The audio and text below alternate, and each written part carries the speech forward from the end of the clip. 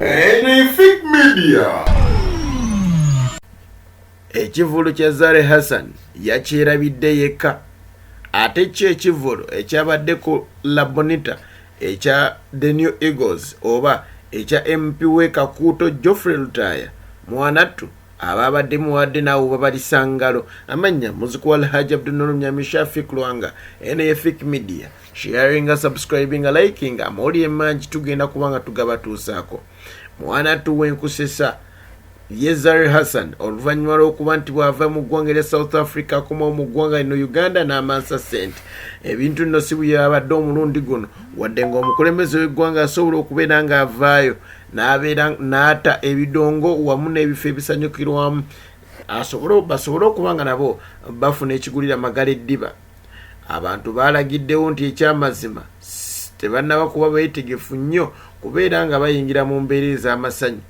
Wano nino kyalabise wano ku Pearl of Africa bw'atyo Zari Hassan we yabadde ategese emikolo wadde ategese kapateke ng'ayise n'abantu naye tebasobodde kuba nga balabikako. Be twasobodde okuba nga boogera nabo baatubuulidde nti ekyamazima akasente ke yasabye kaabadde kayitirivu nnyo ddala.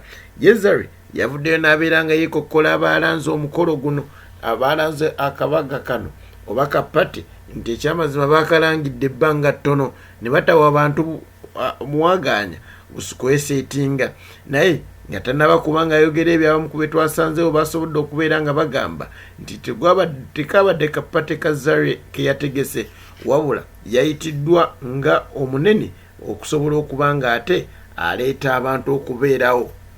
Si ye yekka eyabadde mu nkyoko eno wabula ne Geoffrey lutaaya MP we Kakuuto wamu ne mukyala we Irene Namatovu abadde New Eagles nabo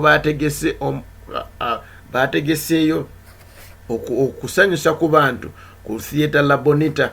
Bano nno baayiseemu ne bakazannyirizi nga MC Mariachi wamu n'abalala naye tebaasobodde kuba nga bafuna abantu bayitirivu nnyo ddala era n'abaabaddemu babadde babalibwa ku ngalo. Ekyamazima entebe zaasinze abantu obungi era twalabyeko nga MC Mariachi agamba nti enkuba yaleetedde abantu bano obutasobola kubeera nga babaawo naye basaba omulundi omulala banaabazeemu okutegeka ate muyiike mu bungi. Omukama akunkuumire.